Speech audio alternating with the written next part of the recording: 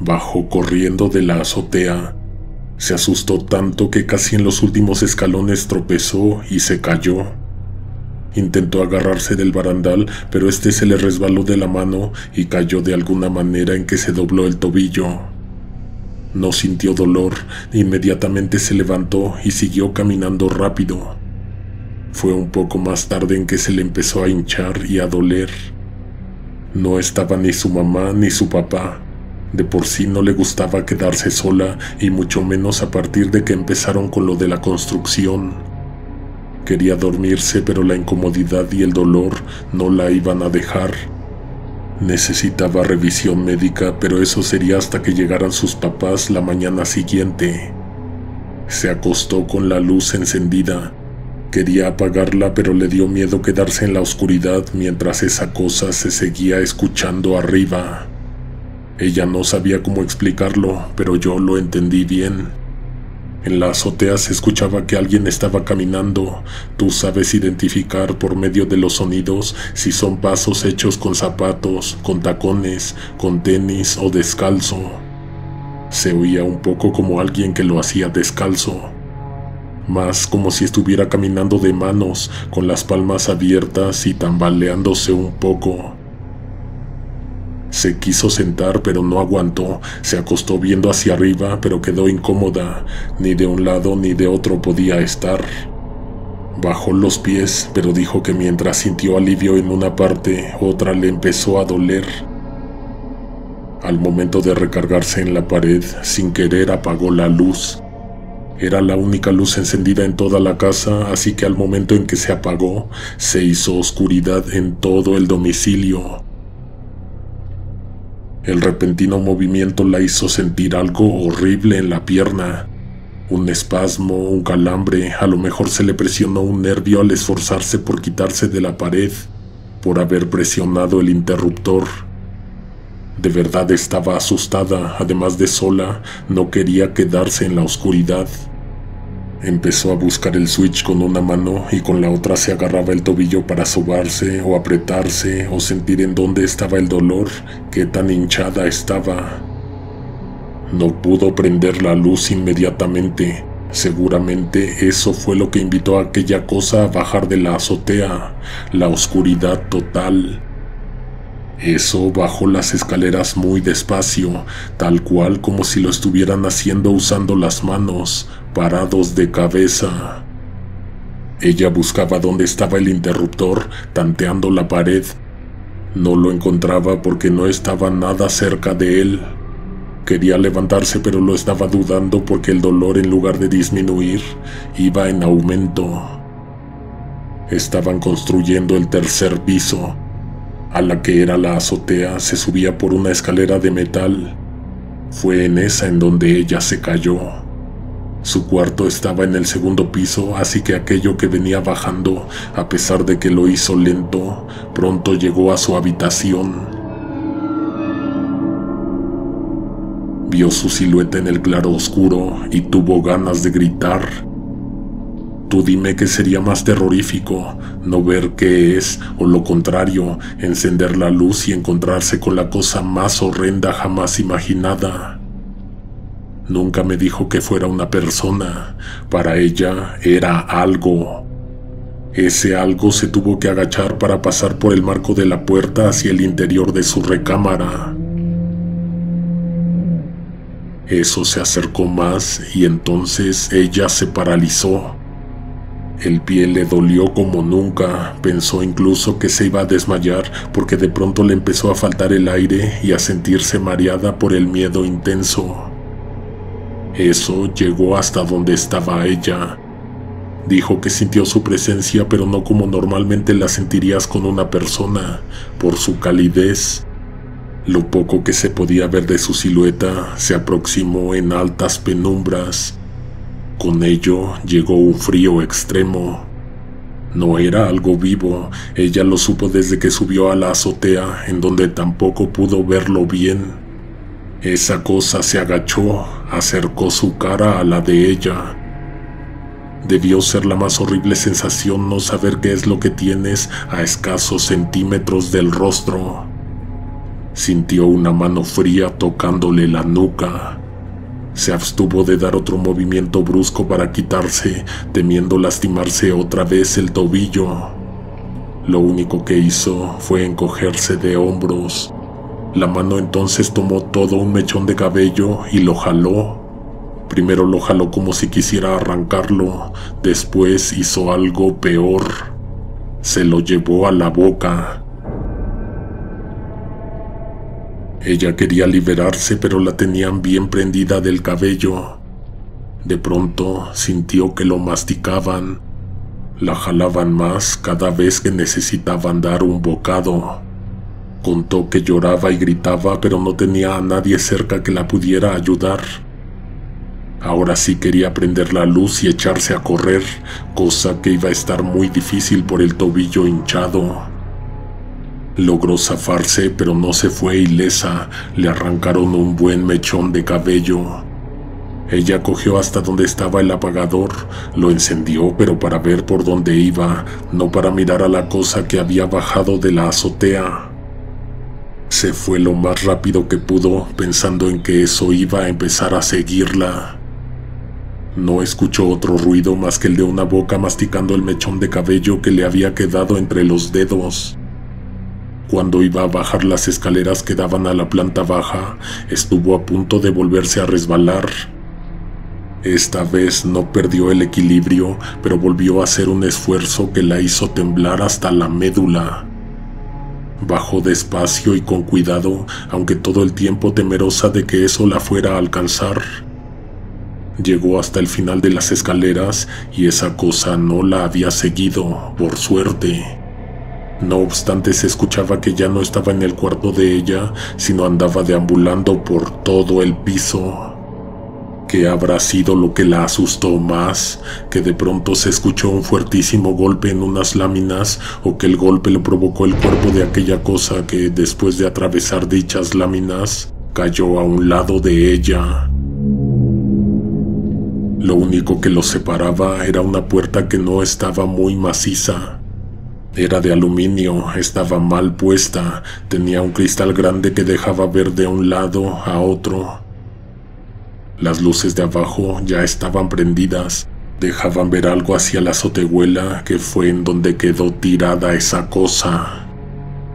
Ella encendió un foco que alumbraba afuera, cruzando unos cables que colgaban cerca de la puerta. Aquello se levantó como si nada le hubiera pasado. Se acercó a la puerta y se quedó mirando a la muchacha. No caminaba de manos, aunque dio esa impresión todo el tiempo que hubo oscuridad. La cara se le fue cambiando de a poco hasta que vio que se parecía a ella misma. Es difícil de explicar, lo sé, pero imagínate que mientras se levantaba tenía una cara, una expresión y características neutras que poco a poco se fueron convirtiendo en las del rostro de la muchacha. Tal y como si se estuviera viendo en un espejo de feria. No era alguien que se pareciera a ella, era algo que se estaba queriendo parecer. Dicen que si ves a alguien que se parece mucho a ti, corras, a menos que traigas un esguince en el tobillo. Se fue apartando lentamente sin querer dejar de mirarle. No estaba muy segura, pero creía que si se volteaba o hacía un movimiento brusco, esa cosa iba a ir tras de ella. Lo único que hizo fue acercarse más al cristal y mirarla. La chica se salió de la casa, serían como las 2 de la mañana, no pensaba encontrar a nadie en la calle a quien pedirle ayuda, pero de pronto le pareció que no iba a haber de otra, pues ya no se atrevía a entrar. En un momento pensó que no había sido la mejor idea, pues no encontró dónde sentarse. La banqueta estaba muy baja, probablemente se habría podido sentar, pero nunca levantarse. Pasaron unos 10 minutos hasta que ya no aguantó la sensación de la sangre agolpándose en el tobillo izquierdo. Abrió la puerta con cuidado, miró hacia el interior y luego entró. Barrió toda la pieza con la mirada de izquierda a derecha, luego avanzó más hacia la azotehuela. Se detuvo cuando vio que la puerta estaba abierta, pero no había nadie del otro lado. Definitivamente salió, pero ¿dónde habría quedado escondido? En un momento se escuchó que alguien caminaba en la azotea, como toda la noche se había escuchado. Y ahora, ¿dónde pasaría el resto de la madrugada? En esa casa ciertamente no quería hacerlo. No pudo llamarle a nadie porque no tenía crédito en el teléfono. Y aunque hubiera podido, era una hora en la que los papás no tenían permitido portar el celular. Se quedó en la sala hasta que se hizo de mañana. Entonces llegaron sus padres. Lo primero que les sorprendió fue haberla encontrado todavía en casa, pues generalmente a esas horas ella ya tendría que haberse ido a la escuela. Luego le vieron el cabello y el tobillo. ¿Quién la había dejado así? Ella no había terminado de contar lo que pasó cuando su papá subió las escaleras para ver qué era lo que, según, le había hecho eso a su hija. No alcanzó a escuchar un detalle importante. Subió muy seguro y bajó corriendo, bien espantado. Allá arriba se encontró a un hombre muy parecido a él. No se atrevió ni a hablarle ni a confrontarlo. Lo que vio lo perturbó tanto que lo hizo regresarse casi inmediatamente. Los tres se quedaron en silencio un muy buen rato mirando hacia arriba, esperando escuchar ruidos.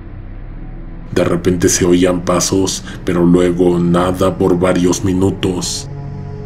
A las 11 llegaría el albañil, podrían advertirle, podrían acompañarse de él para ir a revisar juntos, o podrían no decirle nada para ver qué hacía o con qué se encontraba. Dieron las 11:30, las 12, y el señor no llegó. El papá le llamó por teléfono, pero nunca le contestaron, ni en ese momento, ni en la tarde, ni los días siguientes. Renunció, huyó, desapareció sin avisar. Acompañado de un vecino, el papá de la chica subió a ver. Iban esperando encontrarse algo inexplicable, una persona, una criatura. Hallaron algo extraño de todas maneras. Era una especie de altar, una mancha roja rodeada de cenizas. Había astillas de madera por todo el suelo, había cera derretida en el piso que seguramente habrían sido velas. A un lado de todo eso, una urna funeraria, lo que explicaría que las cenizas esparcidas en forma de círculo eran humanas. Parecía como un ritual, pero también parecía como si hubieran estado a punto de hacer la mezcla para colocar los ladrillos. Nadie nunca va a saber para qué hicieron eso o con qué fines lo hicieron. Probablemente la persona que lo hizo quería cambiarlo de domicilio. Lo tenía en su casa y lo llevó a donde estaba haciendo la construcción para dejarlo fijo en un solo lugar y para ello emparedarlo. ¿Qué habría salido mal? ¿Por qué no regresó para terminar su trabajo?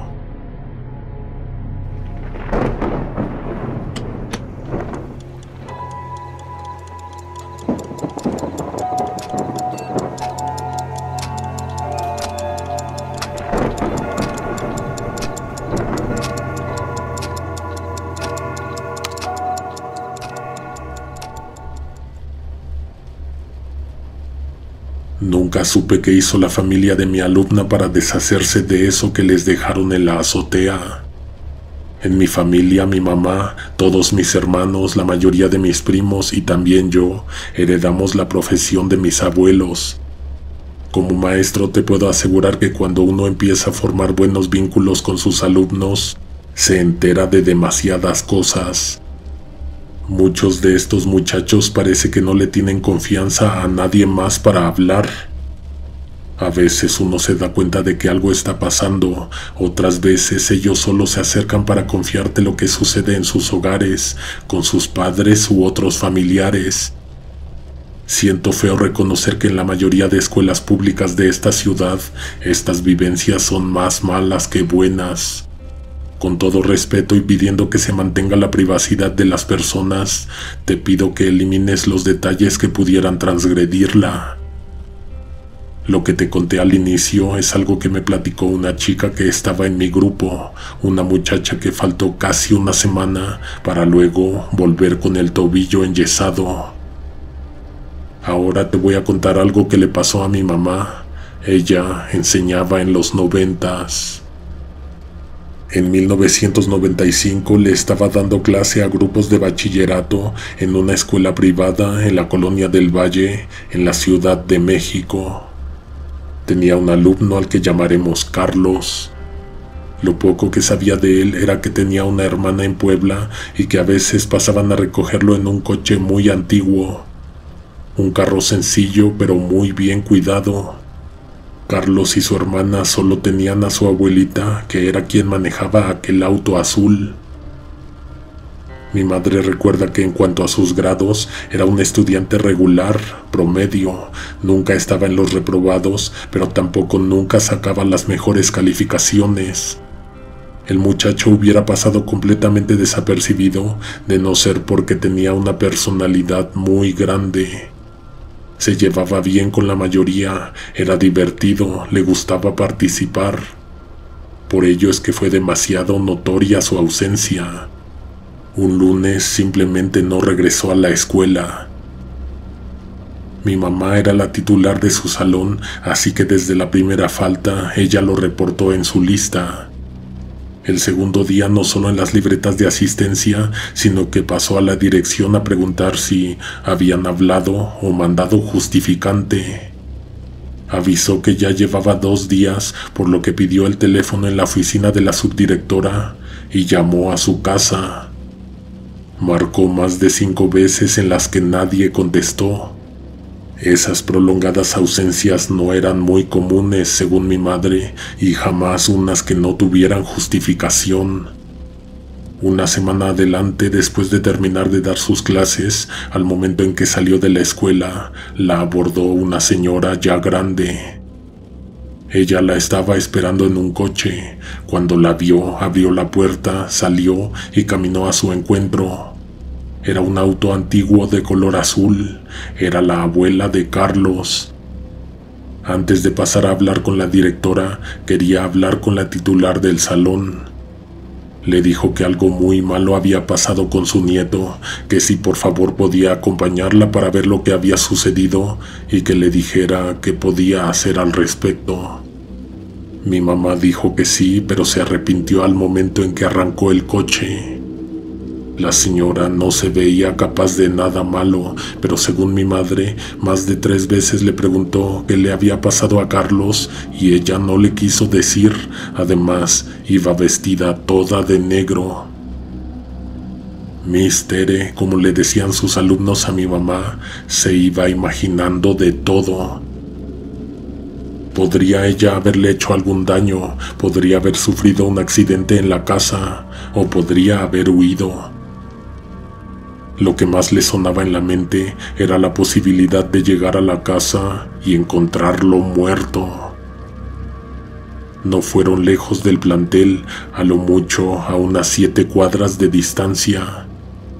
Dice mi mamá que frente a donde se estacionaron, la señora abrió el portón de algo parecido a una vecindad. Mi mamá estaba muy segura de que ellos no vivían ahí, tal vez por la manera en que entró la señora, como si no conociera muy bien el sitio.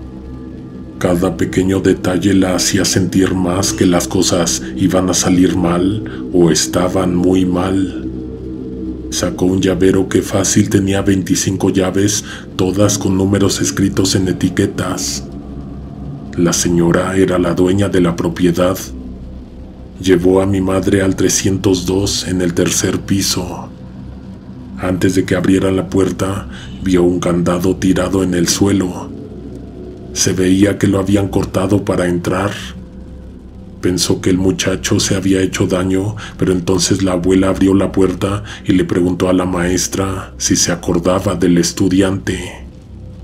Nada de lo que imaginó fue lo que encontró ahí dentro. Solamente por lo que vio era muy temprano para ponerse a especular. Para saber qué era lo que tenía frente a ella, tuvo que acercarse más. Sin la explicación que recibió en ese momento, jamás hubiera adivinado, jamás se hubiera llevado el gran susto que se llevó. Se encontraban en un departamento desocupado, pequeño, uno en donde el último inquilino dejó algunas pertenencias. La señora se persignó, condujo a mi madre a una mesa vieja y vacía, la invitó a sentarse e inmediatamente se puso a contarle la historia. La abuelita de Carlos era dueña de 2 edificios de departamentos. Vivía de rentarlos. Como solo estaban ella y su nieto, era él quien se encargaba de dejar recados o ir a visitar a los vecinos que necesitaban algo. También cobraba la renta. Tenía casi 17 años, pero ya estaba robusto y tenía la complexión de alguien mayor. Todas las familias, parejas, personas que le rentaban habían vivido mucho tiempo ahí, además de que eran razonables precios de renta para la zona, nunca fueron incrementadas, y otra cosa era que el lugar estaba muy cuidado y bonito. Pero había un vecino que no había durado nada, vivía solo en el 302, en el preciso departamento en que se encontraban platicando aquella vez mi mamá y la señora. La gente se quejaba mucho de él porque en la noche hacía ruido. Justo estaban hablando de eso cuando se escuchó un golpe en la pared de la habitación. Mi mamá se levantó de su asiento asustada. La señora le dijo que no se preocupara porque no había nadie ahí. De todos modos, cuando se volvió a sentar, ya no le dio la espalda al pasillo. Carlos era siempre al que mandaba la señora para pedirle al inquilino del 302 que le bajara a la música, para decirle que no eran horas de estar haciendo esos ruidos. Cuando cumplió el año, se fue. Ese fin de semana coincidió con una excursión a la que se fue el alumno de mi mamá, por lo tanto, nadie fue a ver cómo había dejado el departamento el sujeto. 1 o 2 semanas adelante, le llamaron a la señora para quejarse de lo mismo de siempre. De los ruidos que hacía el inquilino del 302, la única cosa era que él ya se había ido de ahí. Obviamente existía la posibilidad de que, como no entregó las llaves, estuviera de visita en el departamento. La señora mandó a Carlos con su propio juego de llaves, sin embargo, no pudo abrir. Una cosa que notó desde el principio era que no había luces prendidas, ni se escuchaban ruidos. Regresó con la abuela para decirle que el vecino había dejado cerrado con un candado que él le adaptó a la puerta y no se había molestado en pasar a dejar tampoco esa llave. La señora se levantó y fue con él. Se subieron al carro y fueron juntos a ver. Antes de subir le pidió a uno de los vecinos de la planta baja que le prestara unas pinzas para cortar candado. Ese hombre era conocido por tener todo tipo de herramientas, pero solo a la dueña de la propiedad se las prestaba. Subió a ayudarles porque se supone que esas pinzas son muy efectivas, pero aún así hay que ponerles suficiente fuerza. Fueron al 302, el vecino cortó el candado, preguntó si no había algo más en lo que pudiera ayudar y entonces regresó a su departamento. La señora empujó la puerta y el muchacho entró primero.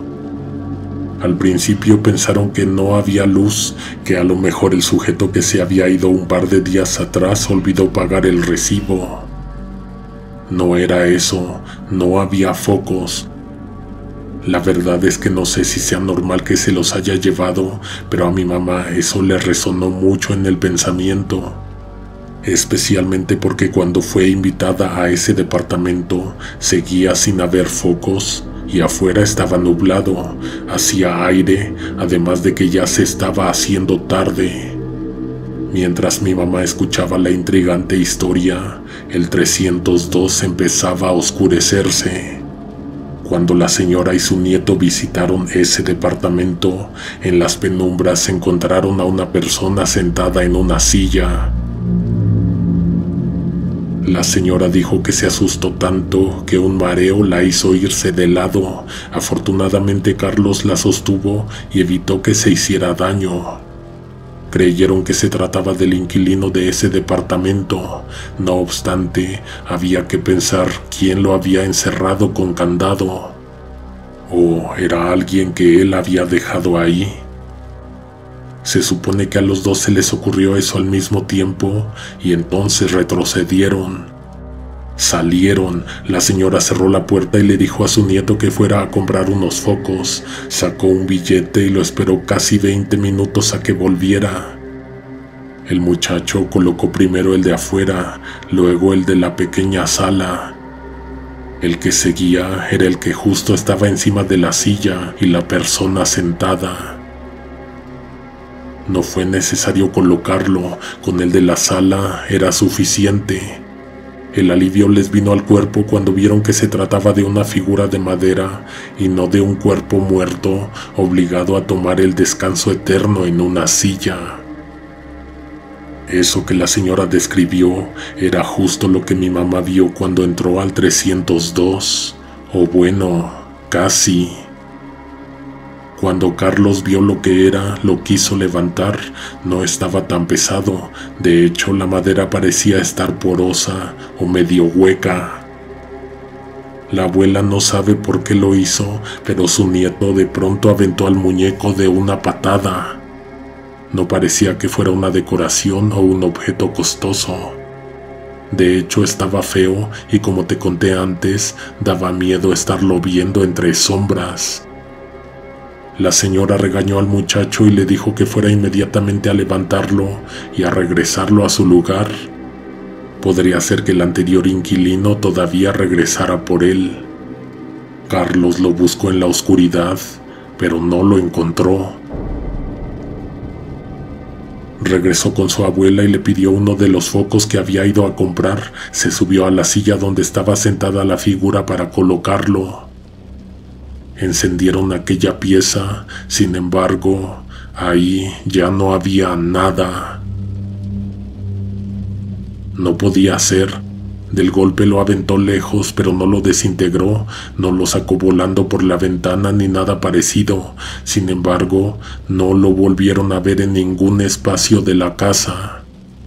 Lo comentaron varias veces ahí y otras tantas de regreso a casa. ¿En dónde habría quedado esa cosa? Cuando le contaron la historia, el muñeco estaba en la silla, a un lado de mi mamá. Parte del misterio podría haber sido resuelto, solo faltaba saber en dónde quedó cuando el muchacho lo tiró de la silla. Bueno, eso fue lo que creyó mi madre, ya que la figura que tenía a un lado no era la misma del inicio de la historia.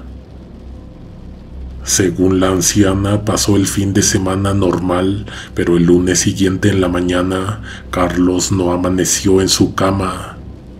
No se sabe si pasó la madrugada en casa de la abuela o se fue desde la noche anterior. Ese fue el primer día que faltó a clases. La señora se desesperó tanto que no sabía cómo actuar. Fue a reportar su desaparición, pero le dijeron que esperara unos días más, que a lo mejor se había ido con la novia o de pinta.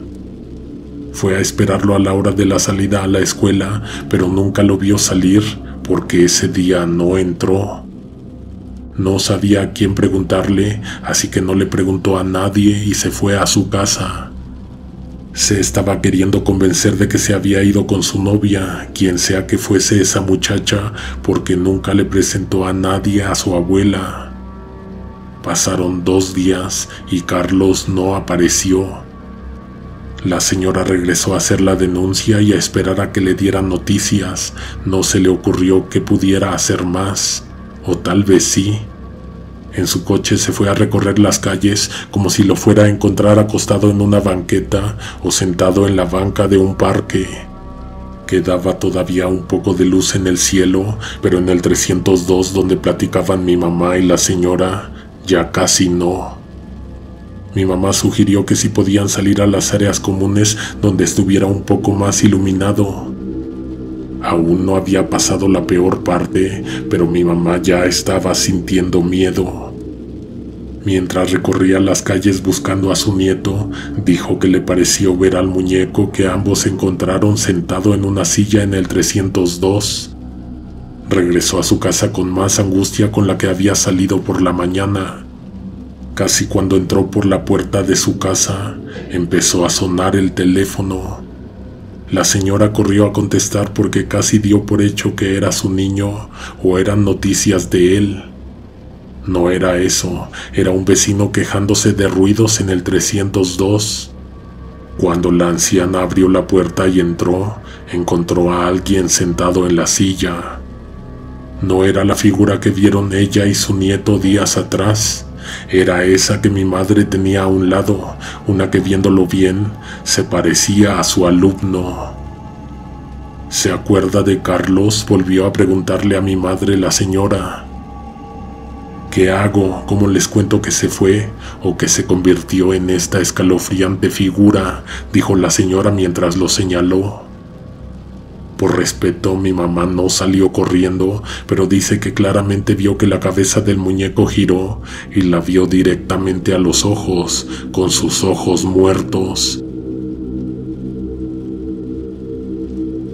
Mi mamá se enteró por la subdirectora que la señora había pedido que se abriera una investigación, pero que a ellos no les contó lo del muñeco, por propio consejo de mi madre.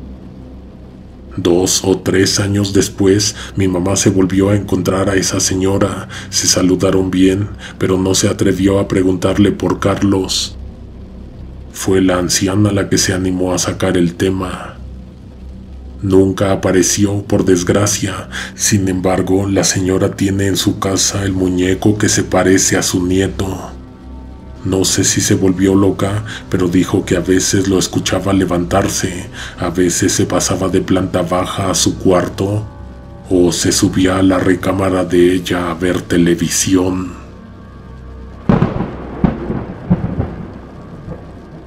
Podría seguirme toda la noche a contarte historias. Para mi mala suerte dejé al último revisar unas evaluaciones para mis alumnos.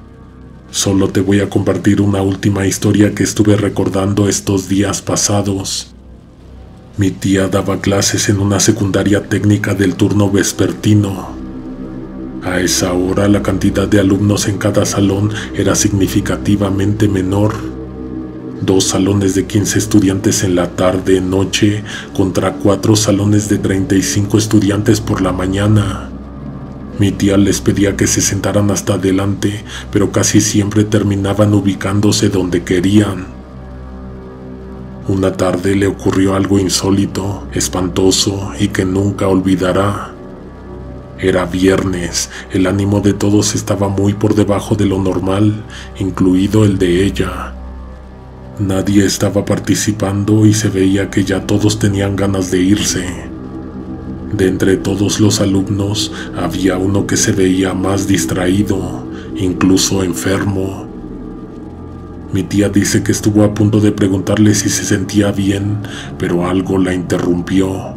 Una profesora tocó la puerta, luego abrió y se asomó. Le dijo que tenía una llamada importante desde la oficina de la directora. Mi tía dio las gracias y aseguró que iría de inmediato, solo necesitaba terminar una idea de lo que estaba hablando con su clase.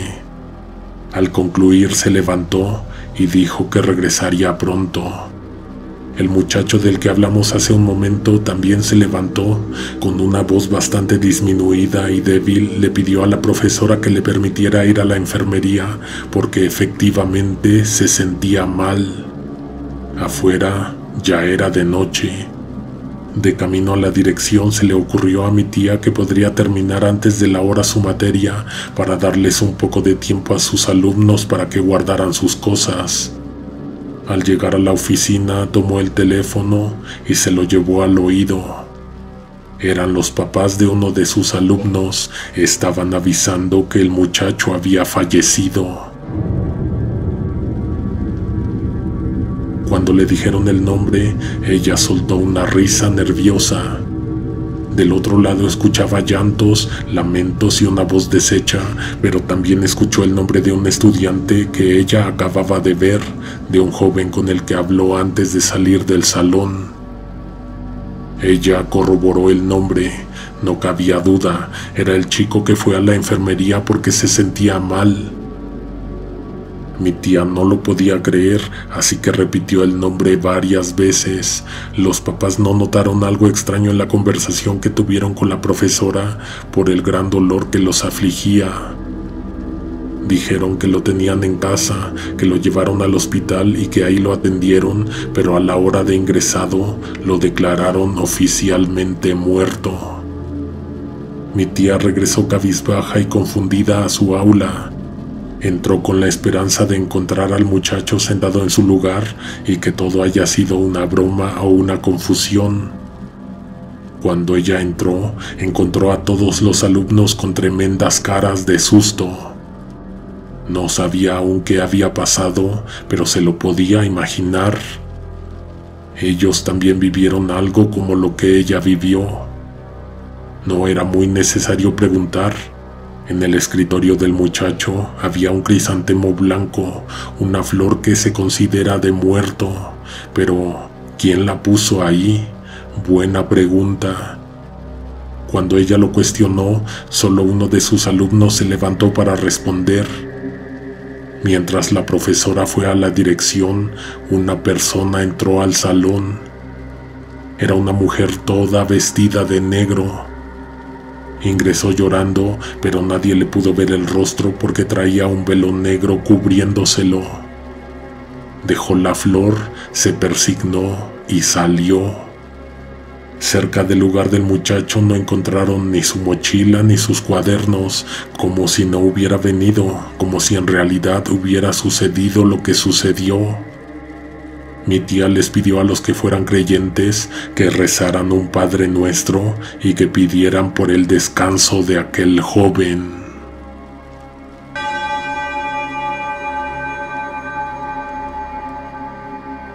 Si quieres apoyar al canal es muy fácil hacerlo, dale clic al botón de unirse a un lado del de suscrito. Al hacerlo, escoge el único nivel que tenemos. Este, además de otorgarte una membresía, te hará acreedor de emojis personalizados para hacer comentarios y cada que publiquemos relatos recibirás 4 imágenes exclusivas. Deja tu like, comenta y comparte. Si no te quieres perder los estrenos, suscríbete. ¿Quieres ser de los primeros en escuchar? Activa las notificaciones. Hasta la próxima. Alguien te observa en la oscuridad.